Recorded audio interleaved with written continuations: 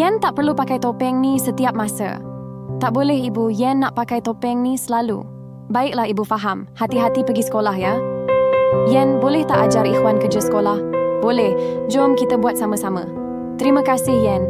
Awak memang baik. Kenapa semua orang suka Yen? Tak boleh jadi ni Aisyah kena buat sesuatu. Bliss, kenapa awak tak makan? Sebab Bliss lupa bawa duit hari ni. Tak apa, Yen belanja awak makan hari ni.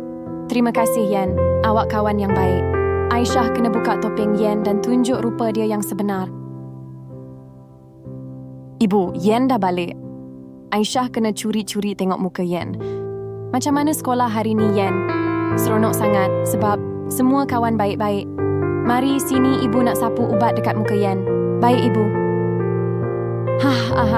Muka Yen buruk. Aisyah akan tunjuk dekat semua orang supaya mereka tak suka Yen.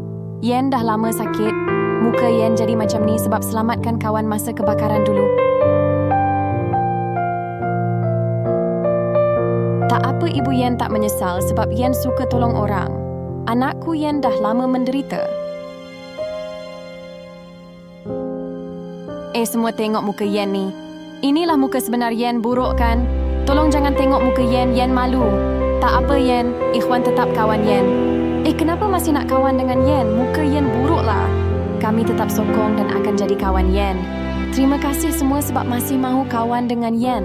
Macam mana dengan korang yang tengok ni? Korang nak benci Yen atau nak jadi kawan Yen?